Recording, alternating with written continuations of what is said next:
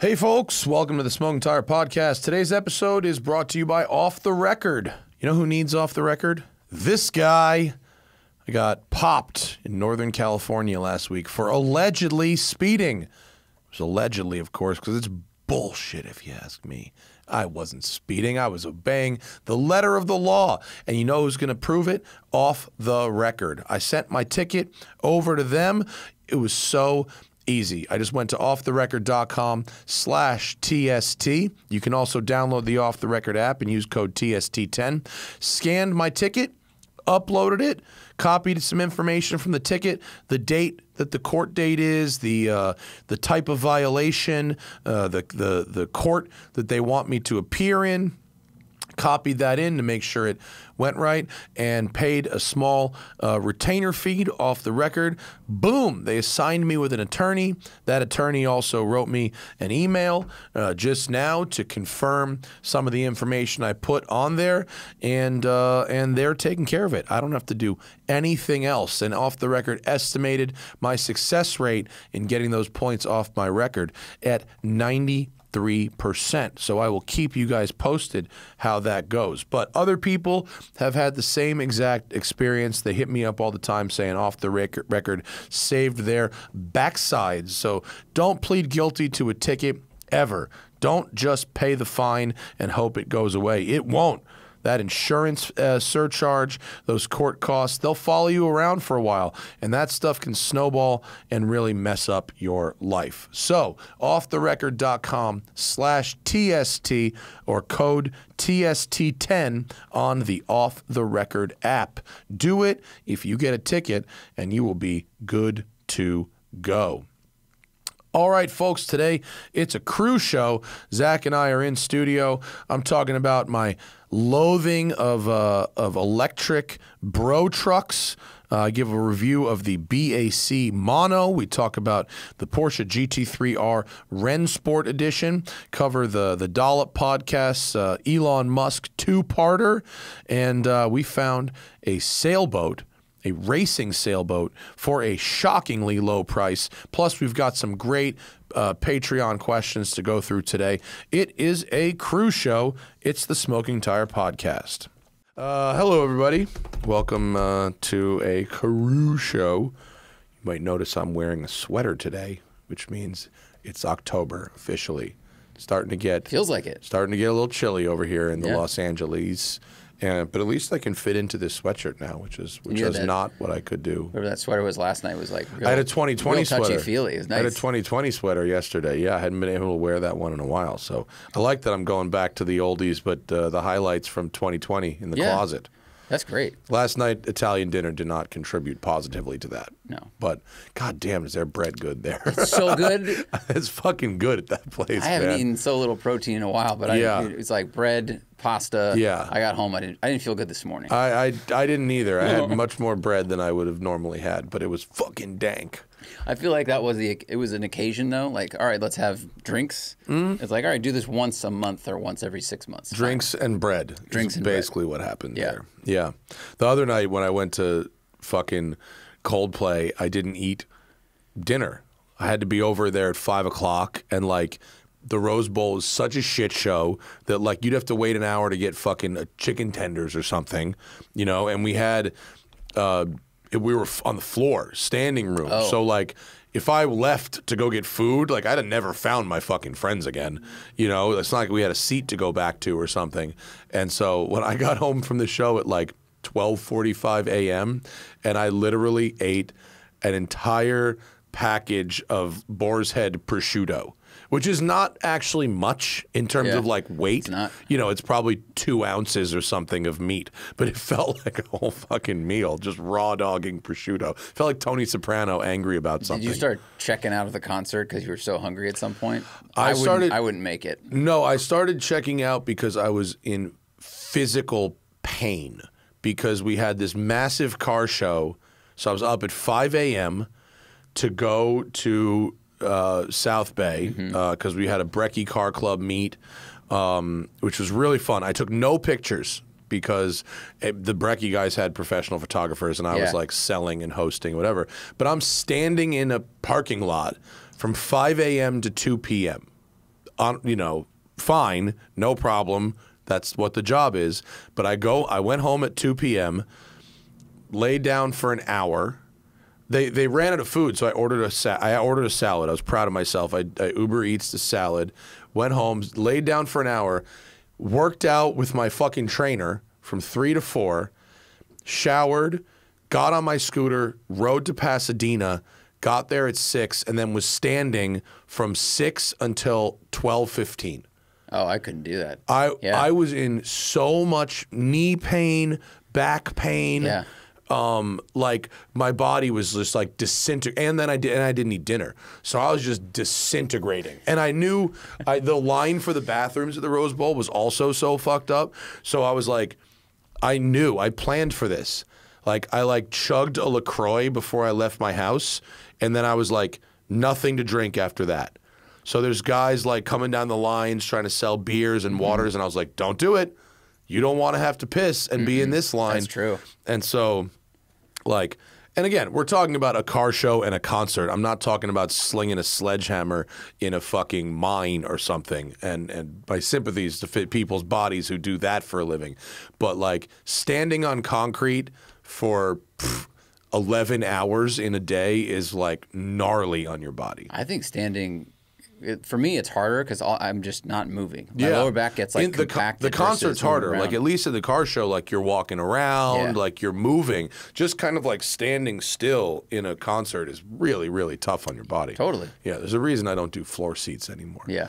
But they were fucking about it. And Coldplay, say what you will about their music. I mean, it's poppy, fucking, you know, fairly basic music, but those guys put on a fucking show. I mean, their lighting design is absolutely second to none. So, like, even if you aren't that into Coldplay, which I'm not, it was an unbelievably entertaining spectacle. It's a good experience. Yeah, cool. I mean, so many like fireworks and pyro and confetti cannons, and in between them talking about how fucking environmentally friendly they are while just launching things into the air over and over. And the light show was really, really amazing. So I actually do recommend twice in a week. Ed Sheeran and now Coldplay. Artists I was not remotely interested in, but both of whom put on exceptional performances. And you go, I understand why these folks are selling out football stadiums. Right. Like, this makes sense. And have been for a long time. Yeah. Because they do something really well. Yeah. I mean, even if you're not that into the music, you go, that's a show. That is a show worth seeing. Yeah, totally. And my buddy, Brad, shout out to him, who got the tickets. He has this company called Jackrabbit Bikes. Maybe you can pull up a website. I think it's just spelled normally, one word, Jackrabbit, but it might not have a C in it. Yeah, and it's these mini bikes. They're like tiny. They're little, shorter in length. Yeah, the wheels are the size of a BMX bike, right? So it's not tiny wheels, but it's a little e-bike, and they're cheap. I mean, relatively cheap. They're like $1,000. It folds. It has a folding chassis. The handlebars come off. And so this dude had a Nissan Pathfinder. Might have been an Xterra, whatever. I think it's an Xterra, the square Nissan, and put 4 of these things in the back. Wow. And we rolled up we parked in town in Pasadena, and then rode these little bikes 2 miles to the Rose Bowl, past all the fucking traffic and all the people walking and all the shuttles, and then we checked them at the stroller check. What? Yeah. That's brilliant. Yeah, it was awesome. You locked him up or something. No, honestly, we probably could have locked him to a tree, but we checked him at the stroller check. They take them at stroller check. They did. Look, we're babies. We want to leave our strollers. Yeah, here. That's funny. And I almost ate real short wheelbase. Really twitchy. Yeah, so the handling is suboptimal. If you lean back like the littlest bit, you can wheelie like easily. And if you are leaning forward and you hit like a little, like we rode across the parking lot at the Rose Bowl, which is grass. And so grass and dirt. And so you can't really, it was dark and they didn't have lights. They had, I think the new ones have lights or optional lights, but the ones that we had were the older ones that did not have lights. So I couldn't see like I almost ate so much shit. But they're pretty fucking rad. And like They're for lightweight. That's cool. Yeah, they're light. You can pick them up with one hand. Wow. Yeah, they're not. Our e-bikes are heavy. Right. Mine is heavy too. But this, I mean, it's like a last mile thing. Like, I think you can get, if you're like a regular sized person, you can get like 10 miles. It's not far, and they don't have pedals. It's throttle only. So, but it's a pretty good like little kind of last mile vibe if you needed such a thing. But they're the perfect mobility solution for this exact scenario. The parking at the Rose Bowl is beyond fucked up. It's if you have no idea what I'm talking about with the Rose Bowl is, I'm sure you've heard of the football game. It's a stadium. It's in Pasadena. It is literally, it's older than most of the everything around it. It's in the middle of a residential neighborhood. Like it's not even like a Dodgers stadium. It's just, there's just fucking houses and shit all around it. Like, so to get there, I mean, that photo makes it look gorgeous. But to get there, you have to go through like just regular ass neighborhoods. And the place holds, for a concert, holds 65,000 people. So just imagine the shit show of, it's not like there's a freeway exit for it. You got to get off the freeway like maybe 4 or 5 miles from the stadium. And maybe is that the 210? Maybe the 210 has an exit there, but for the most part, you've got to get off. Well, I think that map also obfuscates the scale of where we were and where you had to be. But like, it's not near a freeway. You have to go through residential neighborhoods to get there. So these bikes were clutch. These parking lots seem too small. Oh, the parking lot is way too small. They park. There's a golf course there they're parking cars on the golf course. Whoa. Yeah. The parking lots are the golf course for concerts. On the grass? Yeah. That's amazing. Yeah, it's residential. Okay. It's ridiculous. It's very residential, and you know, I'm sure individuals tried, but holy fuck, were the logistics of this concert horrid. Between getting in, to get to the floor, you had to go in with your ticket and then go on a separate line once you're inside the stadium and get a wristband to go to the floor.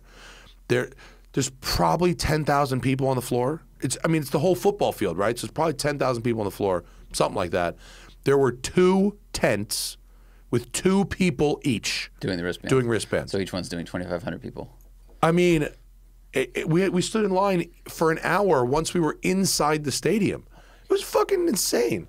So it's just totally wonky, and fucking stadiums in Los Angeles are fucked up. Even SoFi, which is brand new, what a disaster. But I mean, it's just a lot of people trying to go through little things. But the bikes saved us so much time, and I rode the Vespa to Pasadena, which is almost 30 miles from my house, and I got there in 5 o'clock Saturday traffic, which is the worst traffic in the week. I got to Pasadena from my house in 36 minutes on the Vespa, and I got home at midnight in 28 minutes. In a car, that would be an hour and a half. Just people listening. Fucking Vespa for the win. And I rode around the automated parking in the parking garage, so I didn't even have to pay for the parking garage. Yeah, Trimble invited. She's like, "Do you want to come to movie night in Burbank on a Wednesday?" And I was I can't ask Sarah to drive from Torrance to Burbank on a Wednesday evening. Yeah, so, I told her I would go, but after we're gonna have a long day because we're gonna have to film in the morning too. So we got to drive. Yeah. Anyway, lots of driving. Folks, we got to take a quick break from the action for NASCAR. This episode of The Smoking Tire is brought to you by NASCAR, and the NASCAR Cup Series playoffs are coming down to the wire, and this weekend we're headed to the ROVAL at Charlotte Motor Speedway. We all know and love the iconic mile-and-a-half oval, but this is the playoffs, and that means NASCAR is pulling out all the stops. In the month of October, the track is transformed into a 2.25-mile road course with 17 turns, combining the iconic high banks of the oval with an infield road course to create the perfect storm for exciting playoffs racing. Did we mention it's an elimination race? This incredibly talented field of 12 drivers will be cut to 8 when the dust settles. Who has what it takes to survive and advance to the next round of the playoffs?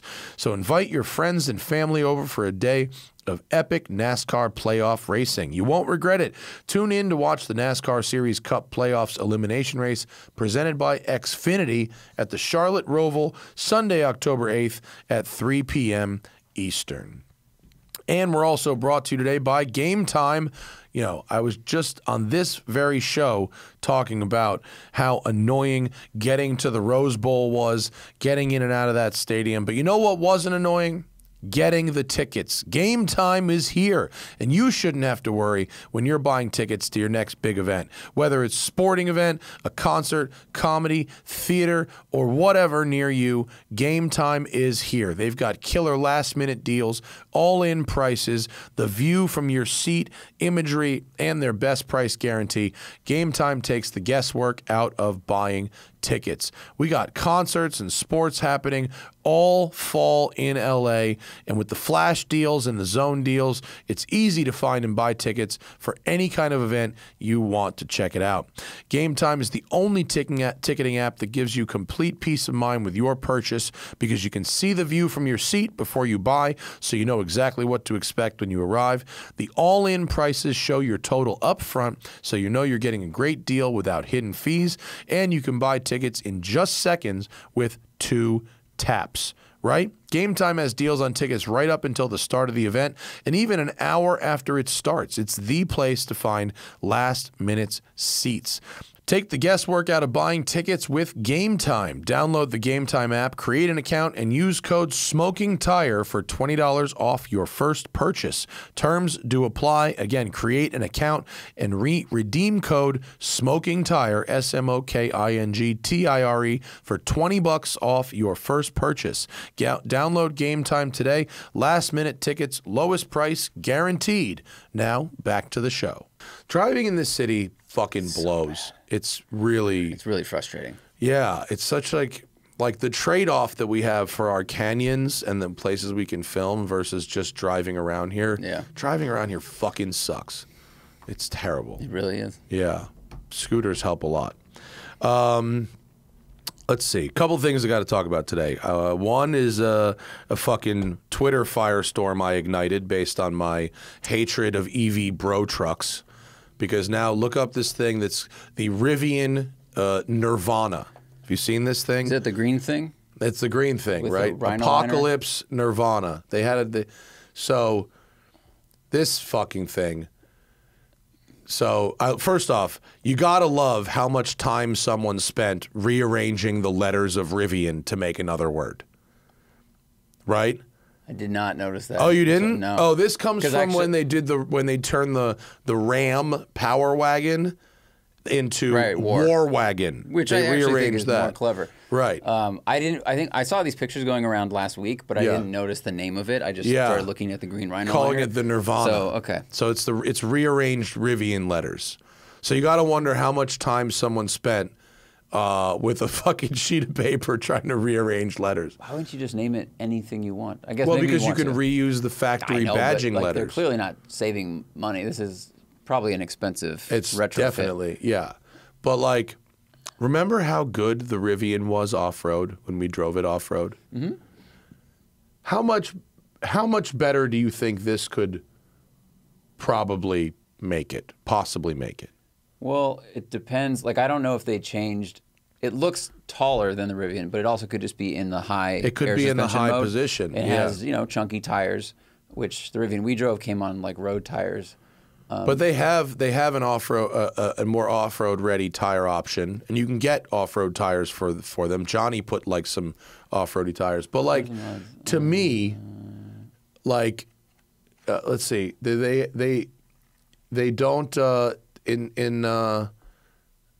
So it says this. This is from Electrek.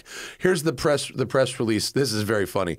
This is the first time the company, which is called Apocalypse, has worked with a Rivian vehicle. The Nirvana is a true off-road warrior, boasting 850 horsepower, 11,000 pounds of towing, and 0 to 60 in just 3 seconds. Those are the regular Rivian numbers. Right. So that doesn't. They haven't actually improved anything here. Let's see, is there any more? There's nothing else. Full Kevlar paint job to protect it from the elements. Well, handcrafted body, which people can see in the photos. We'll talk about it in a moment. Yeah. Custom computer-controlled suspension and torque vectoring. So they do change. I would question that. I'm not sure that they actually, based on the quality or poor quality of this press release-like article, I would question if they've actually changed anything. They might just change software a little bit. It's hard because this suspension shot, that looks like the Rivian suspension. It's like these huge aluminum cans. I remember them from when we filmed the truck. I mean, I don't want to.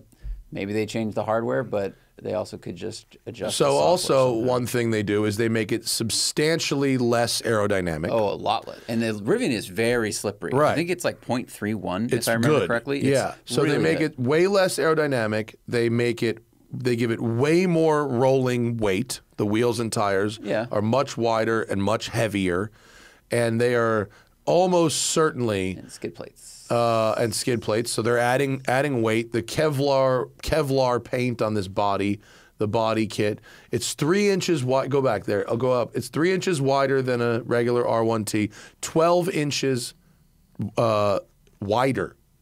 So tall. I'm sorry, 3 inches taller and 12 inches wider. 12 inches. Do you remember how wide a fucking Rivian is? It's a big vehicle. It's wide. But I think. Oh yeah. So here. So the wheels are wider, and then you have these huge these fender extension things that they look like the right half of Optimus Prime's head. Yeah. I just wanted to see if there was more detail on the suspension. Luxury. So it's got a lift kit that works that adapts to the standard suspension. So like, I obviously don't like bro trucks at all. This seems particularly dumb because all the things they've done to it are going to drastically reduce the range and the efficiency of the truck. Which, they probably don't care about that. I like functional bro trucks. Like if it's a proper pre-runner or off-road vehicle, sure. I'm into it. But that's obviously not this. Right. This reminds me of, there were a lot of outfits in Florida that would turn a Wrangler into a 6x6. Right. Or that's something. the same company. Oh, it's the same one? Apocalypse is the same company. They add a lot of body cladding that adds a lot of weight. I don't think it looks very good. It's extremely extroverted and attention-getting, but I don't know if it's actually a good design. In an electric truck, okay, if you take a gas truck and you put a bunch of garbage on it that makes it way less fuel efficient, you have to fill up more often, all right? You can call that dumb. I call it dumb. But when you're talking about all of this technology to make this thing a functional truck that does as many things as it does from the factory, does so many things well, and then to maybe make it better, but probably make it worse, and I bet you this saps 100 miles of range out of the fucking thing. Oh, probably. I mean, but I think the buyer of this doesn't care. The buyer of this will drive it 20 miles a night on a Friday or Saturday and cruise around and take photos of it, and then park it and drive like a G-Wagon during the week. That's so trashy. I think that is unbelievably trashy behavior. I mean, buy a fucking 130 kilowatt battery and then just fucking wreck its efficiency for an aesthetic. Not even for. I bet you that's virtually no better on dirt than a stock truck with the right tires. That would be a very good. Think about unless how much the tires add a little bit of height, then 14. Well, it's 3 inches taller. That's what they said. They've added 3. All that garbage has added 3 inches. I wonder if it's roof height though or ground clearance. Oh shit! I mean, if it's roof height, that's probably true. It's got that fucking roll bar in the back and the light bar across the front. That's your 3 inches. It's probably not any taller. I don't know. It's 38-inch tires, right? Yeah, but the bottom thing said it's 3 inches taller than a stock truck. I don't know. I'm like, there's so many things about that are being pushed to us about electric cars, right? Mm-hmm. But to then it's so American to take that and go, you know what I'm going to do? Make this fucking as inefficient as possible. But Brabus does this. I mean, or Mansory, which I'm not just there are a lot of American companies that do this, but I think the hyper extroverted modifications of vehicles. And for the record, those are very stupid. Also, I'm not saying someone else does. That's what I'm saying. It's somehow worse to me when it's done to an electric truck because its intention is efficiency, right. And that's the whole intent. To take an Urus and make it extroverted. Like I don't like it, but I get it because you're going further in the direction they were going anyway. Right? Or to take a Porsche and modify it with like manti shit for the track. Even if you don't like the aesthetic, you're going further. You're taking where they started it and going further with it.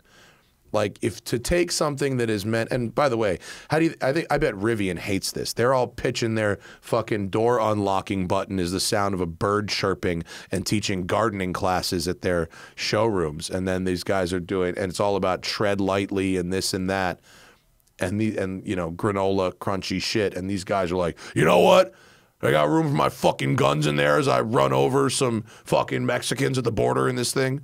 I think I can't. I'm on Rivian's site, and like their off-road tire size is 275, 65/20, but tire diameter 34 inches. Yeah. So on this it's 38.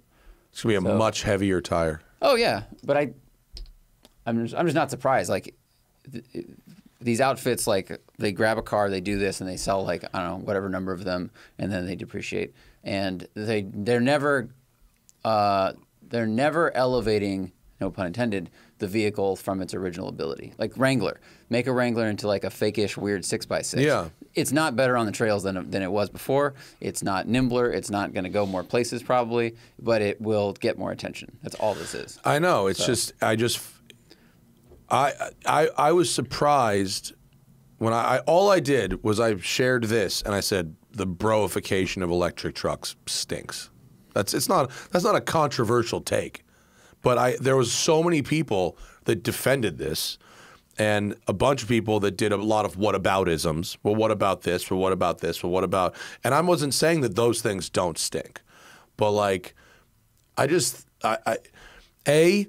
Rivian themselves would fucking hate this. At least if they believe their own bullshit. If they're sniffing their own farts over there, which that's a whole other story, then they would hate this.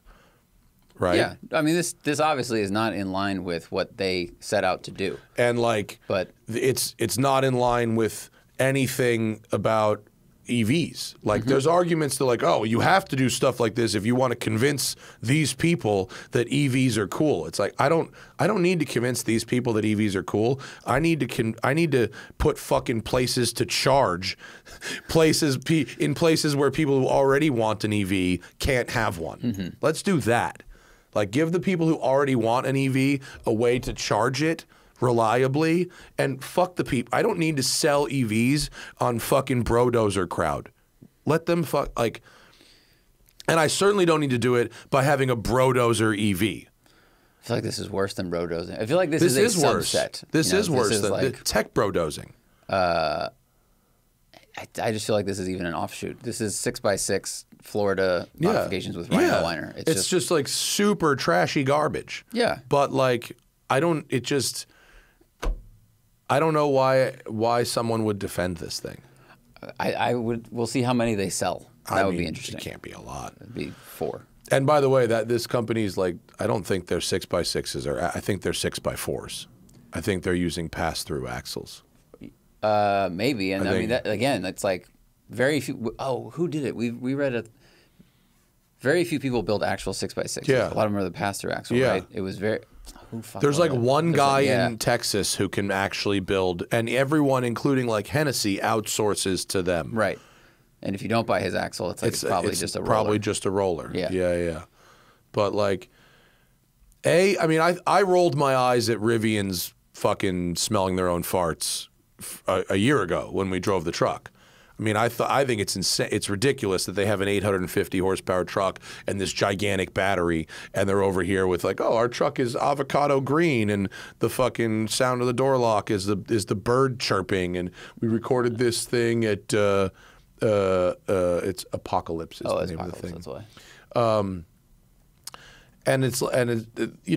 And they're using tons of rare earth metals, and this thing is so heavy that it is, kicking up fucking rubber particulates into the air. But it's, oh God. How do you think Ford feels about their use of Dark Horse here? They've got a. Oh, that would be interesting. They're selling something called a Bronco Dark Horse, which is a. We're looking at Apocalypse's website. Yeah, for people which listening. is a 6x6. Well, they say it's a 6x6. Rhino liner, doors off, fancy leather interior. Now this one does say it powers all wheels, so maybe these guys are using the guy's axle. So I remember when the Rhino liner as paint came about in SEMA, and it was like, oh, that's durable. And then I found out it adds like hundreds of pounds of weight to the vehicle. I went, well, that's kind of crazy. Yeah. So seeing it now, and it doesn't age very well. It doesn't, I don't know. Yeah, and they're bragging about this thing having 400 horsepower, which in a 6x6 is not very much. Not enough.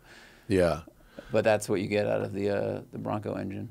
How do you think Ford feels about the Dark Horse branding on this? That's a great question. If this came out before the Mustang Dark Horse did. Yeah. And but Ford must have trademarked that way before the car came out. Right, I'm sure they did. I don't know. Maybe they'll get a letter. Oh, well. Look, people are going to spend money on silly things. Yeah. I don't know.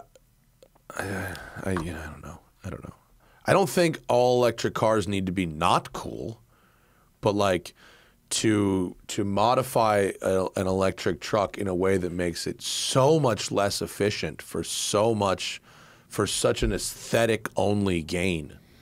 Well, what about, lowriders or Bosuzuku cars? Like those have more body cladding than these do, and they are worse as vehicles by a huge margin. Yeah. And but those are typically like home. There's not a company selling a turnkey Bosuzuku. True. There's not a company going, that's selling brand new lowriders as a model. Those are very much expressions of handcrafted, by artists. Mm-hmm. And typically made out of classic older cars, not out of like new. I don't even blame the customer of this because that person is obviously very stupid and doesn't know any better. It's actually more like the business that is building and marketing this as a thing you should somehow want or covet. I have more of a problem with that. Okay. I don't know. I just don't think it's a fucking hot take to say that stinks. Yeah, because it's just a subjective thing. So people that argue about subjectivity, which we know happens all the time. People are like, I love this movie. And someone's like, this movie's the worst thing I've ever seen in my life. You're like, well, you're both commenting on art. So yeah, what are you but just do? like modifying a thing to make it much worse at the thing it's designed to do. But now it will attract eyeballs much more effectively. Because if everyone has a Rivian in your neighborhood, or if there's 50 of them, how do you stand out? That's Mansory's gig. Do you think the people who have Rivians will be jealous of what you've done to this Rivian? No. Yeah, no. Not at all. So that's the irony is you're craving attention, but the attention you'll actually get from anyone who knows anything about anything is negative attention. You'll get negative attention from Rivian people, but I think there will be people that will literally turn their head on the street, or they'll like go for a ride in it, and then it's 800 horsepower, so it'll feel fast. And they'll, what is this? It's electric? Oh, okay, interesting. But I think it's more just about putting as many fishing lures on the hood as you can. Yeah, that which stinks. I think it looks like it looks like garbage. But it looks like I'm garbage. Not surprised it almost certainly drives worse than a stock truck, and it has. I could almost guarantee you it has no added off-road capability. I think it's whatsoever. OEM plus.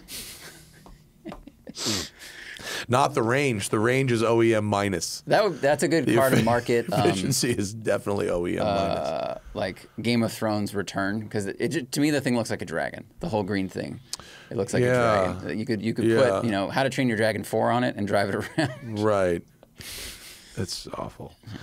The other end of the spectrum, someone asked me if I could talk a little more about the BAC Mono, which I drove for Performance Car of the Year 2024, and we didn't really talk about it in the last show. Yeah.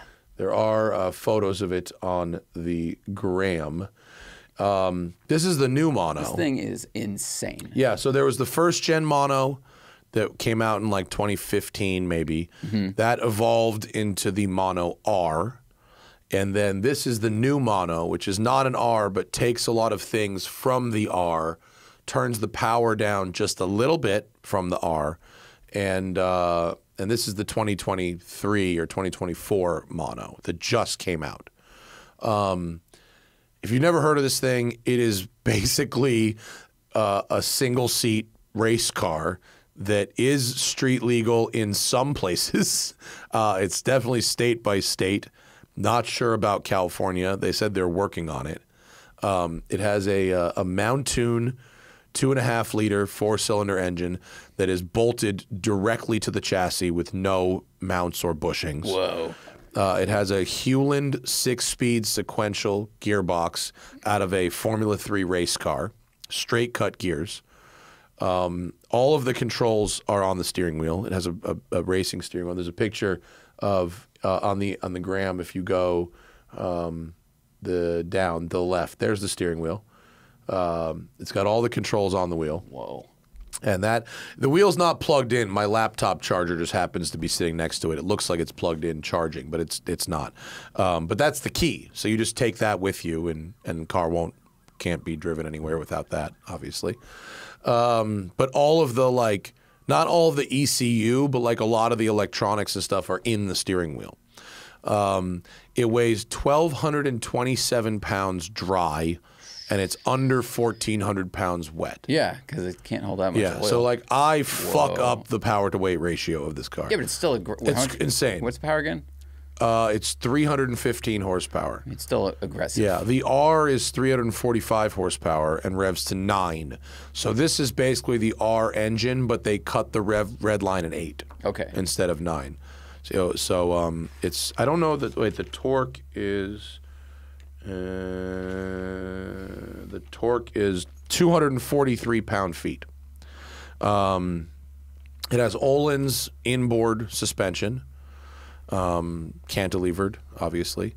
It does not have aero. Folks, we got to take one quick break for Prize Picks. Prize Picks is sponsoring the Smoking Tire podcast this week. They are the largest independently owned daily fantasy sports platform in North America.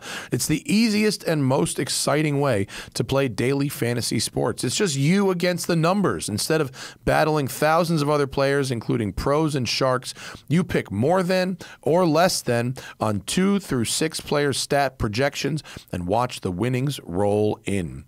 Testing my skills on Prize Picks this football season is the most exciting way to play daily fantasy sports. If you've got the skills, you can turn $10 into $250 with just a few taps. Prize Picks is really simple to play. Just make my picks and submit my entry in less than 60 seconds. Prize Picks offers weekly promotions that can lead to big payouts like Taco Tuesday. Each Tuesday, Prize Picks discounts select player projections up to 25% to provide even more value. And with the Prize Picks reboot policy, your entries stay in play even if one of your players gets injured. For NFL games and CFB top 25 matchups, if you have a player who exits the game in the first half and does not return in the second, that player is rebooted. Prize Picks is the only daily fantasy sports platform with injury insurance. So Prize Picks helps get some skin in the game, make it a little more fun, right? Make it a little more interesting, and, it's a good time. Got to get in on it. And playing against the numbers is better than playing against thousands of other players. So go to prizepicks.com/tire and use code TIRE for a first deposit match up to $100. That's prizepicks.com/tire and use code TIRE for a first deposit match up to $100. Prize Picks is daily fantasy sports made easy. And now back to the show. So it has the wings are for stability and cooling, but it has no downforce. Now it has no lift either. It's neutral. Whoa! But the grip is 100% mechanical grip.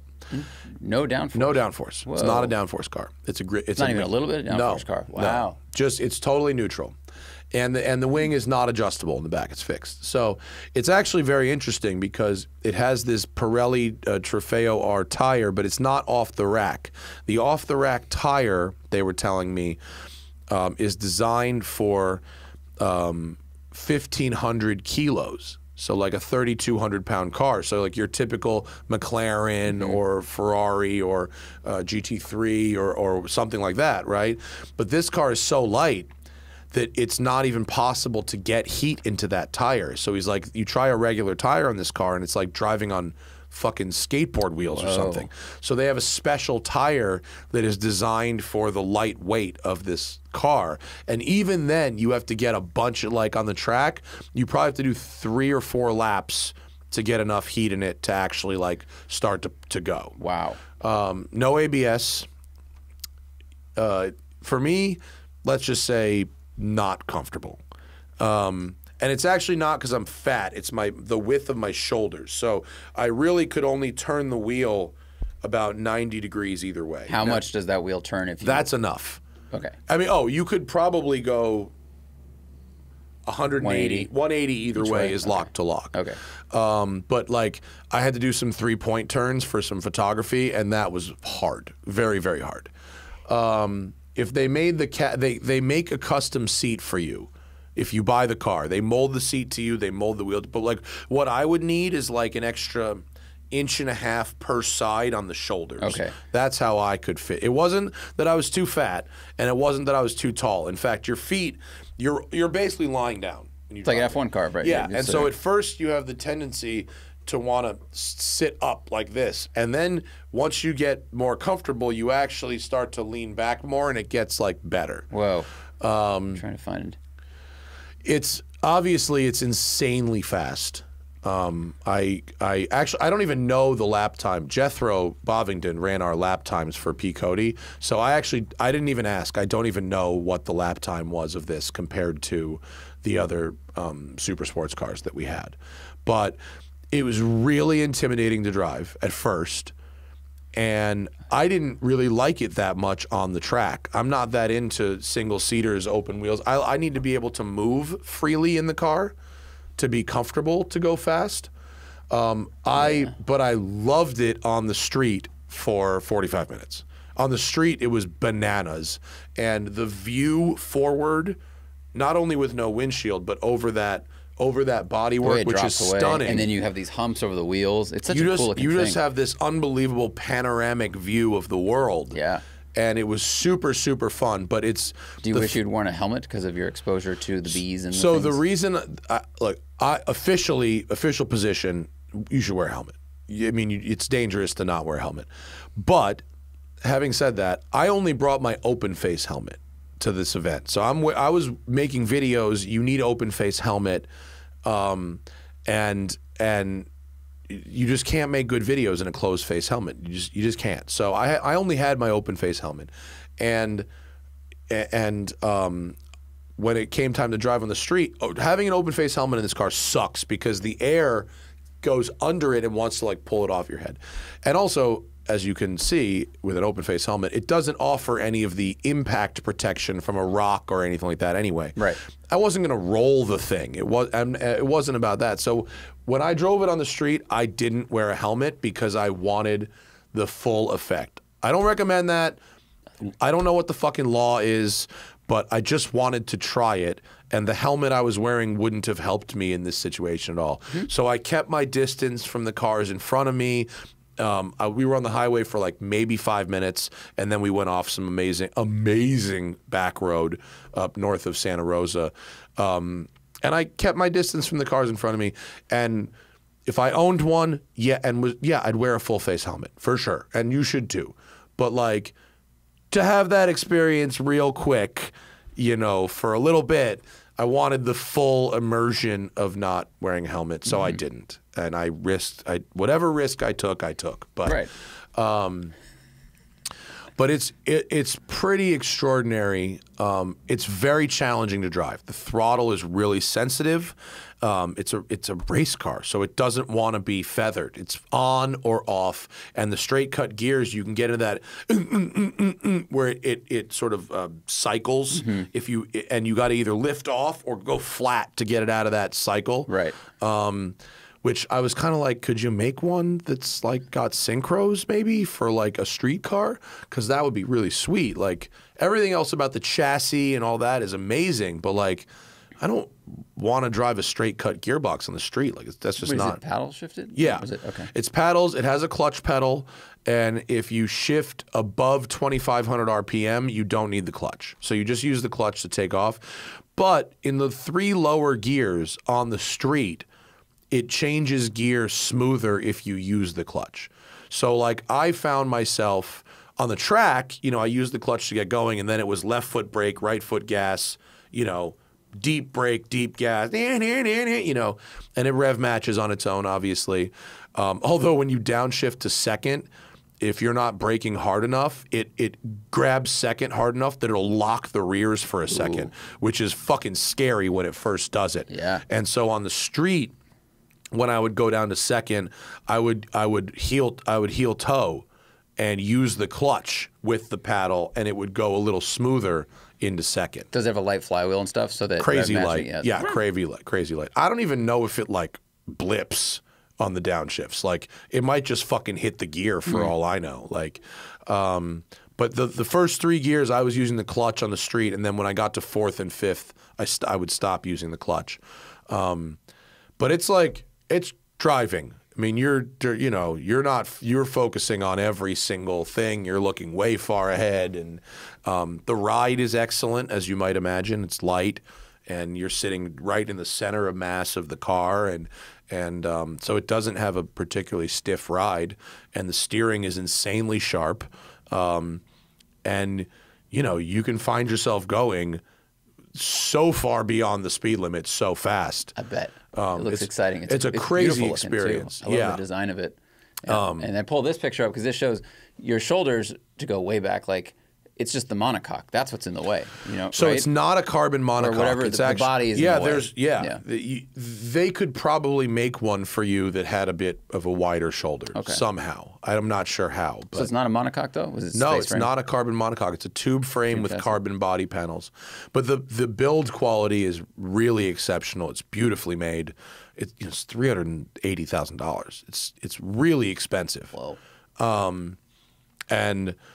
And I mean, yeah, if you're talking about is it quote worth it, like Subjective question, I mean, this is the very end of cars. This is like pure heroin. Yeah, I mean, this is like if you're bored of your F40, this is what you're buying. I mean, it's. And the BAC guy who was minding the car said they do road trips through Europe in them. Like 10, 15 owners will get together and they'll obviously have a luggage truck and imagine wanting to go on a road trip like with nobody else. That's weird. Depends on how many miles per day it is. It might be, you know, a little tiring. I mean, 45 minutes took a lot out of me. It was tiring for sure. So how does this I don't know if this is a good comparison or not, but like McLaren Elva. You know, open experience, more expensive, but emotionally I mean, similar view. You know, out of the similar vibes, but the Elva is so clearly underneath. It's a 720, so it's smooth. It's not you don't in a McLaren Elva. One of my favorite things about the Elva is that it's so successful to me because it's McLaren not trying to do motorsport theater. It doesn't feel like a race car. Whereas like the LTs and shit, and there are like the crazy seats and the fucking, you know, it's like hairy as hell and you feel like you're in a Le Mans car. This is more like the Elva is like you can have the best time at like 6/10 because it's like flying a glider almost. But the gear changes are very smooth and all of that stuff. It's clearly like it's McLaren, so it's insane power delivery. But this is like race car, asterisk license plate. Right. You know, whereas the Elva is clearly I wouldn't even want to take an Elva to a track day. It's a road car and it's optimized for that. But like yeah, I like them. I like them for the same reasons. Okay. Because you're out with the world in a way that typically only a motorcycle would provide, and even more so because you should be wearing a helmet in a motorcycle, and in certain situations you could take your helmet off in this and be relatively safe. Like I'd wear a helmet on the freeway in either of these cars, but like when I ran up the 39 in the Elva with no helmet because I had the road all to myself, I was like, that's the shit. That's the fucking heroin I really want. Yeah. Because then you're getting the experience of driving a really fast car with that dose of motorcycle exposure and smell and everything. And I almost you should absolutely wear a full face helmet all the time on a motorcycle. That's just the basics of basics. But it made me kind of understand why somebody might want to ride a motorcycle without a helmet, because it's an immersion in a way where, you know, having a helmet is, you know, that layer of protection that keeps that separates you from that level of immersion. This thing is fucking crazy though. I had a camera fly off it and come into a million pieces. It was really hard to film because the way that wind moves around it, like the mount didn't come off. The camera unscrewed itself from the mount from the wind. Whoa. Yeah, and the camera flew off. I got back and the mount was on the car and the camera was gone. Oh, no. So I had a panic attack because I'd done all the in-car that day on that camera. And we went out with the whole team. It was like, everybody stop. Oh, God. We need to find... On the track? Yeah. Oh, at least it wasn't on the road. No, yeah, but fortunately it came off and went right into the pit road entrance, so we found it really quickly, and the memory card survived, and I could even put the camera back together, and it actually worked.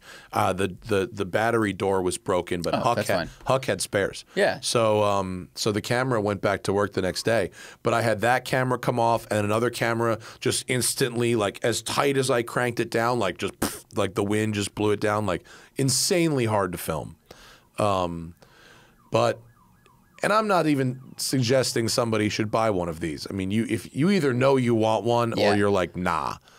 But it's... I mean, I'm looking at it and if I had all the money, it seems very exciting. I've never driven one, but I get it. It seems fun. It is very exciting. To me... Probably handles better than an Atom as well because of the weight balance. Yeah, and it feels much crazier. I mean, an Atom feels like it's got no body work, but the mechanics of it are car. You know, stick shift...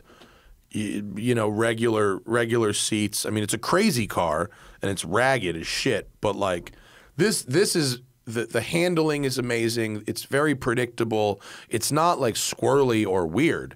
It's just very much Formula race car. Yeah. Center seat F3. Yeah. Something like that. Yeah, basically, it's insane. Wow. And you know, people lose their shit when they see one on the fucking road. You know, nobody outside of Sacramento has ever seen this fucking thing on the road. It had a California plate, right? It had a dealer tag on it. A dealer tag, okay. But I mean, I'm pretty sure you can get these registered in California. Okay. Pretty sure. And if you can afford one, you have a house somewhere else. He told me they have 3 clients in California who are buying them. So I don't know what they're doing, but you can get them registered. It's cool. I'm into it. I'm so glad they brought it because it was such a unique experience to try it. For me, though, in practical terms, I can have as much fun on a motorcycle for $10,000 and at less speed. Less, right? Yeah, the same. The vibe that I am, everything I enjoy in this. For me, I can get it by myself, no luggage capacity. Out in the elements, you know, feeling the power, the engine vibrate through the whole thing. Good you point. know, that to me is motorcycle. But if you're too important to your company, you know, or if your motorsports sponsor says you're not allowed to ride if you're an Olympian or an F1 driver, not Tom Cruise. Yeah, and you're not allowed to ride motorcycles. You're prohibited by rule or insurance or something, and you've got a lot of money. This is where you go. This is where you go. Ha ha! I'll be over here. Technically not a motorcycle. Technically not a motorcycle. Yeah, but to me, it's so expensive and it's so specific at the thing that I would just have a bike. But bikes aren't for everybody. But it's fucking crazy. And everyone who drove it was like, that's fuck. And people either loved it or hated it. A couple people on the staff were like, no. They got out of it and they were like, fuck that. I am not into that at all. Huh. Like they just didn't enjoy it, or they were, I don't want to say frightened by it because everyone on the staff is a good driver, but I mean, everyone on the staff is a pretty good driver. Even within the staff, some are better than others. Yeah, there's some folks who are great riders and okay drivers. I mean, they're safe drivers, but they're not like there's definitely like a hierarchy of who's really fast and experienced, and the people that are more riding were not as into it, but the people that drive race cars and we're like, that's a fucking thing, you know, that's fucking crazy. And even a couple of those were not that into it because it's got a very steep learning curve. You can't just get in it and drive it. You got to get in it and drive it for like 30 minutes before you're not terrified. And then you can start going, okay, now what can it do? Now, even Jethro. I mean, even Jethro, he had to go out and run 10, 12 laps before he was like, okay, I think I'm starting to like understand what it is supposed to do. And to make it go fast, you have to be, not just to make it go fast, but to make it drive properly, you have to handle it very aggressively, like a pit bull. You can't be like, I'm just going to be smooth. Like, nope. Oh, wow. You're not smooth. Smooth is not fast in this car. Aggressive is fast in this car. And it's a fucking sketchy thing if you're not ready to be aggressive. And I certainly, my first few laps, was not ready to be aggressive. I felt like I couldn't move. I didn't even know if I could put in enough steering lock to make it through the hairpin. You know, like, I didn't know, like, when I could get on the throttle, when I needed to brake. It's got no ABS, so I didn't want to lock it up. And so it took me 10 laps to be like, okay, now I can make a video. So, and by the time I got to the street, I felt comfortable enough with it where I was like, okay, I can drive this without having to think too much now. But like, you can't just get in it the way you could a Ferrari or a GT3 or even a GT3 Cup car. You couldn't even get in it like a Cup car is much easier to drive. Much. Yeah. That's so strange. I mean, you have to be aggressive. Mid-engine, like, I thought it would just be so balanced you could be smooth and be fine. No, you can't be smooth. You have to be fucking hard. Hard on the pedal, hard on the brake, fucking, you know, flick the steering and then stand on the throttle early. No feathering the throttle as you go through a corner at 4/10. Like, it doesn't like that. Whoa. Yeah, it's interesting. Weird. Yeah. That's why I was kind of like, okay, maybe like a more regular version of this, like synchros. So it's not an Exige S single seater. No. So it's a Formula 3 race car right, that has a plate on it somehow. It's not like a regular car at all. Like, I like it better if it had synchros and if they numbed the throttle a little bit. Like, the throttle to me was a little too sharp. Like, dumb that down by 10, 15%, put synchros in the gearbox, and then I think it would be magnificent. Is it doing that thing where you hit little bumps, your foot bounces a little? You gotta soften that. And then you have to like either go flat or off to stop. You know? So, and there's things in between. Makes you feel alive. Yeah, it's crazy, right? So that's the BAC Mono Performance Car of the Year contender 2024. Check out this pen. Want me to sell you this pen? Yeah, sell me this pen. No, this guy sent me this pen, and I think the company's called Tactile Turn, I believe is the name. I like it's like a bolt action kind of pen. That's exactly what it is. Yeah, and he wanted to know if we wanted to do a run of pens with our logo on them, or he could do like a Cerakote or a PVD. They're metal, and they could do titanium. They could do brass. That one's stainless steel. They write really nice. So he sent me a couple and was like, yeah, if you want to do one, we could paint it or coat it any color. We could engrave your logo on the end or on. So I don't know. Let us know in the comments if you're interested in a cool pen or this guy. Nice. This guy also sent us. The company's called Kruk. Johnny hooked me up with him, and he sent me this gorgeous watch roll that's made of suede. How does that work? Does this snap on? Well, that's interesting. So it's made of suede, and it's got this like Porsche houndstooth, and it's very beautifully made. Nice materials, kind of expensive. These things are like $400. But thanks for sending this, and I don't know, maybe with the next round of watches, we could do a single watch roll with them. Let us know in the comments if you're interested in doing a sort of a houndstooth, or we could use the bus fabric I have left over from the other car. I've got a few yards of it. but I got to see how it. Oh, it comes apart like that. Okay, I was going to say, how do you get a watch with a bracelet on there, and it comes off with snaps, which is a very cool little thing.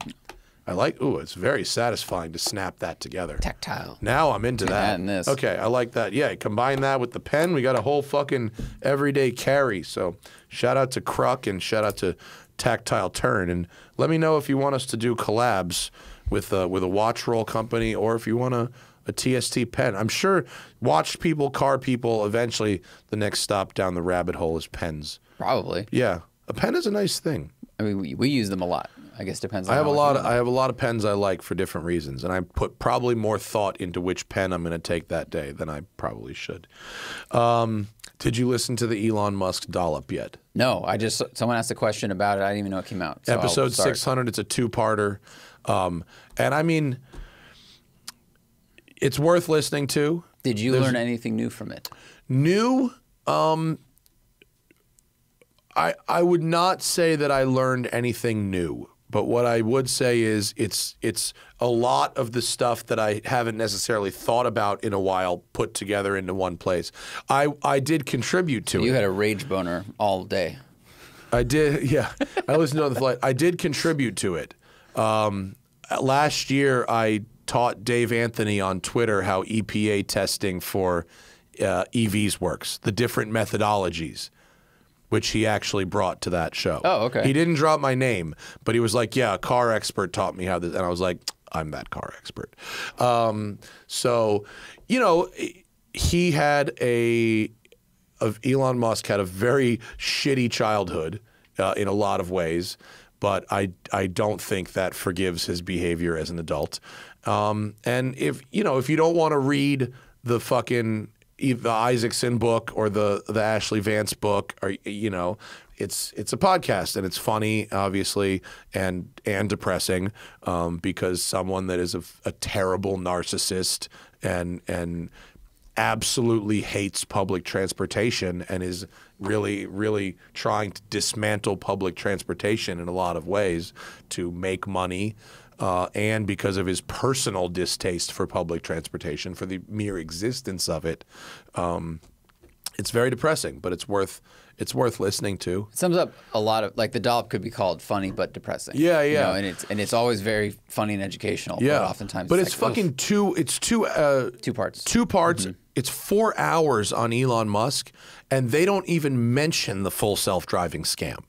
Like, there's 2 hours of him being horrible if you exclude the Cybertruck and the full self-driving scam. Oh, where does the timeline of this end? I mean, it ends like more or less now. It's just that there's so much shit when it comes to EPA violations and worker violations and the dismantling or the sabotaging of funding for public transit with the tunnels and all of that kind of stuff, that there's enough of that they don't even need to get into the nuance of why full self-driving is a scam or why the Cybertruck is a disaster or any of that kind of shit.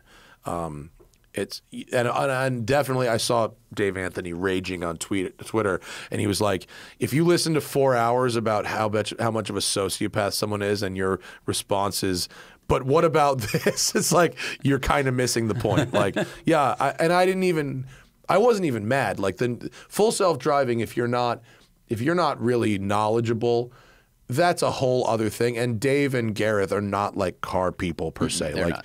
They've demonstrated that before. Yeah, so they struggle a little bit with the car jargon. They did an okay job, but they struggle a little bit with it. And so fine, they're not car people. Okay, but if they were really trying to explain why full self-driving isn't self-driving, it would be a whole other 2 hours, and it probably doesn't do anything for that particular show. But I do recommend listening to it, because it's like whole life in 4 hours. If you're in a car or on a plane, it's when these people that like it's very Trumpy where they flood the zone. It's called what's his name? The guy who writes about authoritarians, Thomas something. They flood the zone with shit, and then the fact checkers are always trying to chase it around and catch it, but they never do, right? Mm-hmm. And so when you actually lay it all out in one place where you can listen to it all at once, it's like, holy shit, this guy has done so many fucking horrible things. It's it's worth listening to. Anyway, do we want to talk about Rennsport? Do we want to talk about? Do we care about Rennsport? I mean, we didn't go, obviously. Do we care about the $1 million track day car that Porsche is selling? We've had some people ask about that. I mean, before we do that, you could spend $1 million on that car, and we'll go to pull up that link I sent you before, because this is actually a friend of a friend is selling this. Hannah sent it to me. So put that up. That is accurate. That's a friend of a friend. Price. That is the real price. A friend of a friend. What? Down in San Diego. Older woman, her husband died. And her husband had an America's Cup racing yacht. Like an actual fucking 76-foot America's Cup. Built in 1992. 1992. Which is like prime America's Cup racing. Like that's when like the movie Wind came out. Like Dennis Conner, fucking heavy hitting shit. The wife wants the boat gone. Before you name the price, let's ask the listeners. Well, you have it on the screen for the audio only. You have the listing on the screen. Guess what you think the price is. Well, they sent me this link and they're like, "Do you know anyone who wants this?" And I was like, "I'm sorry.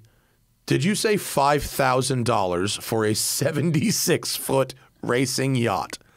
And they were like, "Yes." And it works. It works. And it's the hull isn't Swiss cheese. No, it works. It is as pictured. It works. And well, don't call that phone number. Please don't bother that person's phone number. But it's on thelogclassifieds.com. They basically said it works.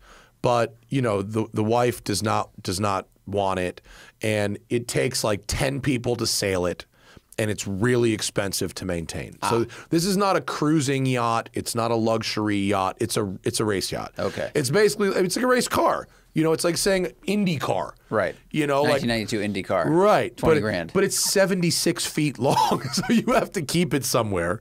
You have to maintain it. Yep. And it costs a fortune to do both. Oh, okay. I mean, a set of sails for this boat is probably $100 grand. What? Yeah. They're made of Kevlar. What? Yeah. Sails are very expensive, period. They're handmade. It's a lot of material. They're supposed to be very strong and all that stuff. They're very strong. And like a regular sail, like if this was like, for like the boats we chartered in Tahiti, like that sail is probably like $5 grand. Right. It's a regular sail, consumer grade sail.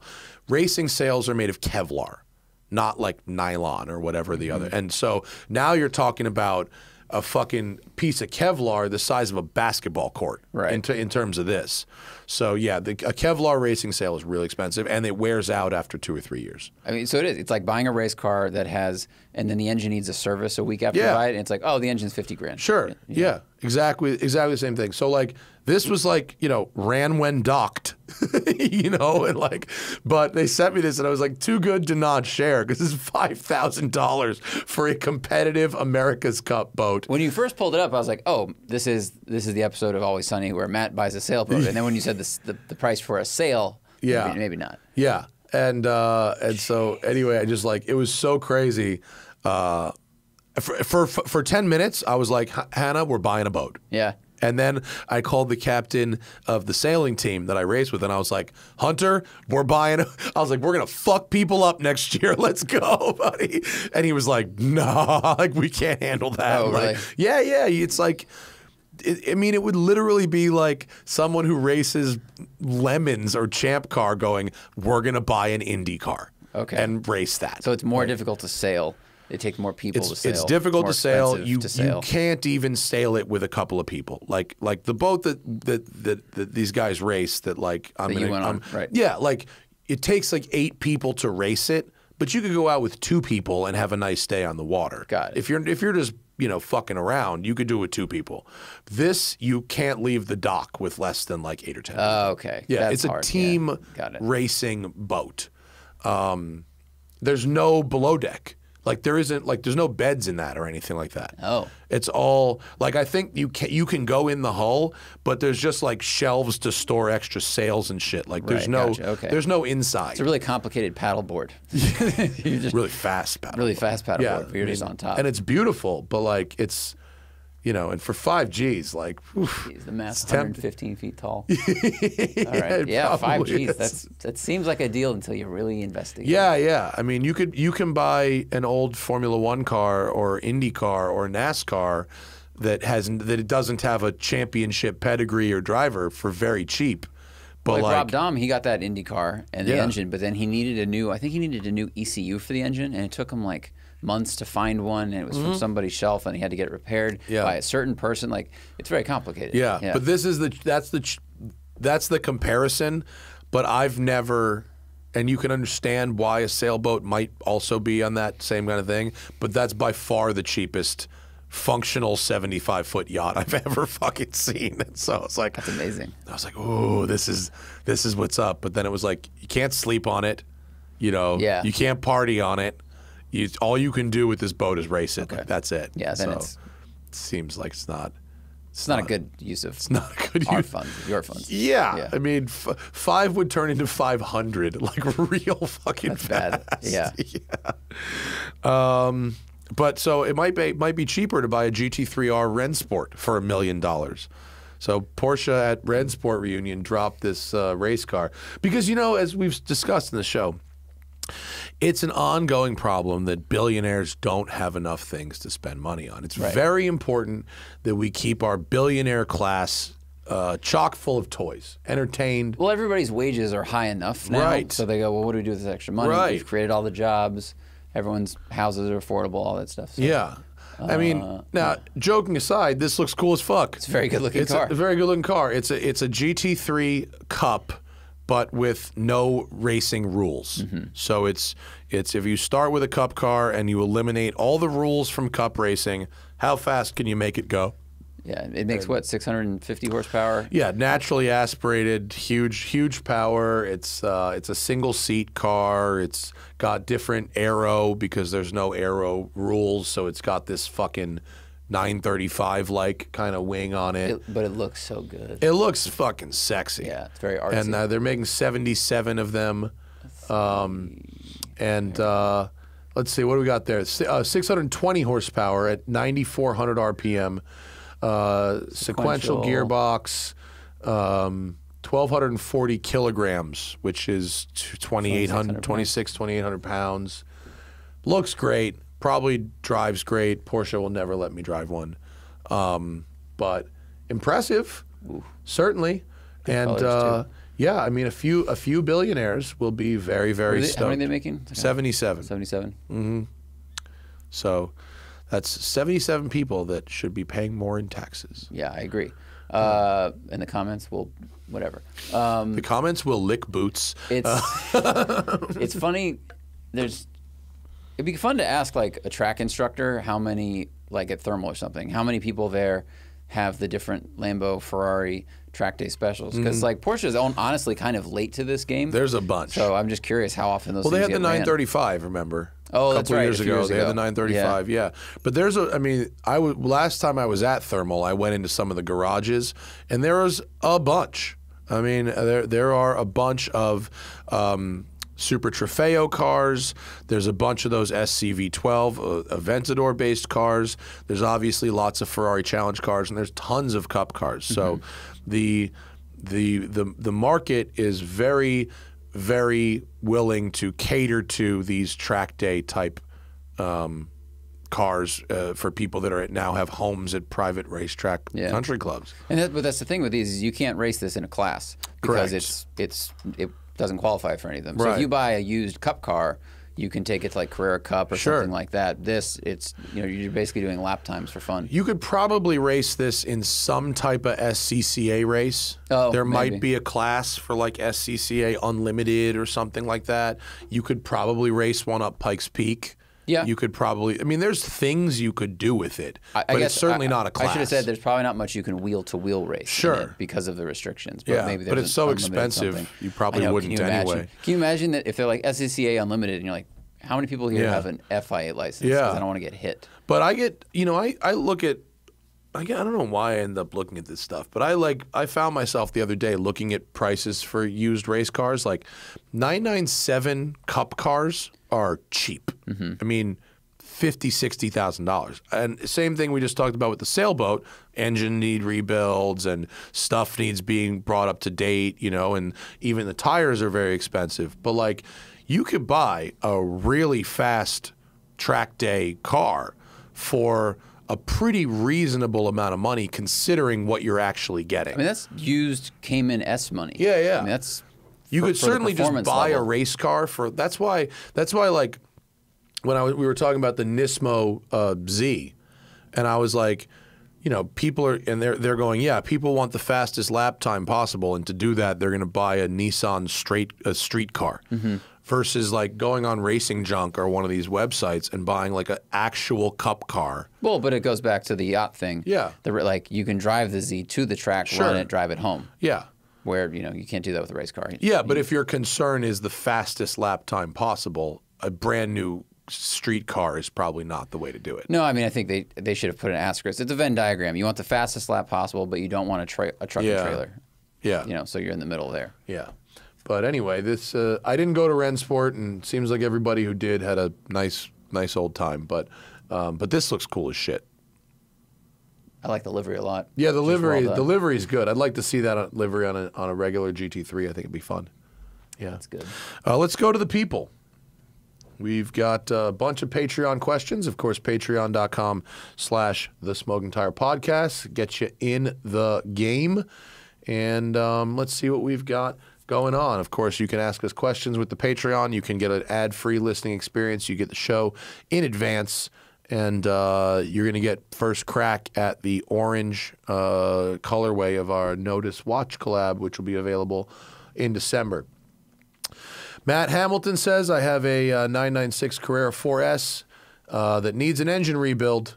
What are your thoughts on rebuilding it from 3.6 to 3.9 liters with the Hartec auto conversion, and how much would it improve the driving experience? I have a Porsche mechanic who's done it many times, so no worries there.